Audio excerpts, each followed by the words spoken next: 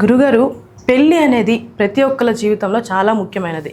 So మరి ఈ 2026 రాబోయే రోజుల్లో ఏ రాశుల వారికి ఈ పెళ్లి యోగం కలుగుతుందంటారు? తప్పకుండా అమ్మ. వివాహము అనేటువంటిది అది తప్పకుండా భగవంతుడు మానవ యొక్క అంటే మనిషి యొక్క జీవితంలో ఒక 3 టైమ్స్ ఛాన్స్ ఇస్తాడు. అంటే 3 సార్లు 3 నుండి 3 to 4 టైమ్స్ ఆ యొక్క ఆపర్చునిటీ. అంటే మనకు ఏది ఏమైనప్పటికీ ఏ టైంలో ఏ ముచ్చట కావాలో ఆ ముచ్చట కావాలి. కనుక ఇప్పుడు వివాహానికి సంబంధించింది ముఖ్యంగా మేషరాశి వారికి మస్తు బలం ఉన్నది. వీరు ఆల్రెడీ ట్రై చేస్తూ ఉన్నారు, ఎక్కడ సెట్ అవ్వటం లేదు. స్త్రీలకైనా పురుషులకైనా మేషరాశిలో జన్మించినటువంటి స్త్రీలకు అధికంగా బలం ఉంది. ఇప్పుడు వివాహం చేసుకునేటువంటి బలము చాలా అంటే చాలా అధికంగా ఉంది. మరి ఈ టైంలో వారు ముందుకు వెళ్ళచ్చు. అది కూడా చెప్తున్నాను, ఒకవేళ జాతకం లేదు అనుకుంటే ఆ అక్షరము లా అక్షరంతో మీ పేర్లు ఉన్నాయా, తప్పకుండా మీకు వివాహ బలం ఉంది, ముందుకెళ్ళండి. ఓకే. రెండవది చూసుకున్నట్టయితే మనకు కర్కాటక రాశి వారికి చాలా అంటే చాలా 100కు 200% బలం ఉన్నది. కర్కాటక రాశి వారికి 100కు 200% బలం ఉన్నది కర్కాటక రాశి వారికి. ఓకే. వీరు తప్పకుండా వివాహానికి ముందుకు వెళ్ళొచ్చును. మరి మాకు ఎట్లా జాతకం లేదు అని అనుకున్నా, లైక్ ఇంకేమైనా అనుకున్నా కూడా హాసిని హా అక్షరం హెచ్ లెటర్తో ఉండేవారు మీరు కర్కాటక రాశి కింద ఉంటారు. తప్పకుండా మీరు ముందుకు వెళ్ళండి, బలం అయితే ఉన్నది రాబోయే రోజుల్లో. ఓకే.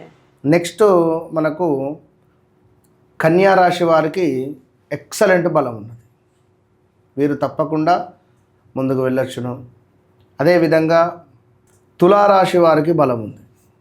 తులారాశి వారికి కూడా బలం ఉంది. ధనస్సు రాశి వారికి 2026 ఆగస్టు తర్వాత బలం ఉన్నది. ఓకే. ఆగస్టు దాకా సైలెన్స్గా ఉండాలి. ఆగస్టు లోపు ఏమైనా ఆగస్టు అంటే జూన్ జూలై దాటిన తర్వాత ప్రయత్నాలు చేసుకోవచ్చు. వివాహ ప్రయత్నాలు ఏమైనా పలానా దగ్గర అమ్మాయి ఉందని. ఇక్కడ నుంచి మనకు 10 నెలలు ఉంటుంది బలం. ఇక్కడ నుంచి 10 నెలలు ఉంటుంది. ఎవరికైతే సుమారుగా 27 నుంచి 31 సంవత్సరాల మధ్యలో ఉంటారో వీరికి ఇది 3వ అవకాశం. ఇది వివాహానికి సంబంధించి. ఇది దాటేస్తే చాలా కష్టం, బాగా కష్టపడాల్సి వస్తుంది. బాగా గమనించుకోండి. అదేవిధంగా నెక్స్ట్ మకర రాశి వారికి అయితే సూపర్ బలం ఉంది. వీరికి కూడా మంచి బలం ఉంది మకర రాశి వారికి. సో వీరు తప్పకుండా ముందుకు వెళ్ళొచ్చు. మన మిగిలినటువంటి రాశుల వారికి వ్యక్తిగతంగా వారి జాతకరీత్యా నడిచే దశ అంతర్దశలను బట్టి చూడాలి. ఎవరికైనా 7వ స్థానంలో కానీ 8వ స్థానంలో కానీ కుజుడున్నా, లగ్నాతు కుజుడున్నా, రాహు ఉన్నా, కేతు ఉన్నా, శని ఉన్నా కూడా ఇక 7వ స్థానంలో కానీ 8వ స్థానంలో శనైశ్వరుడు ఉంటే మాత్రము అబద్ధాలు ఆడి వివాహాలు చేస్తారు. అబ్బాయి కంటే అమ్మాయి వయసు అన్న ఎక్కువ ఉండాలి. ఎట్లాగో అమ్మాయి కంటే అబ్బాయి వయసు ఎక్కువనే ఉంటుంది. లేదా తక్కువ వయసు ఉన్న వాళ్ళన్నా పెళ్లి చేసుకుంటుంది. అమ్మాయి కంటే జాతకరీత్యా ఇట్లా ఉండే క్రమంలో వారికి వచ్చేటువంటి వారు ఈ విధంగా ఉంటుంది. కనుక అది ఆచితూచి ముందుకు వెళ్ళాలి.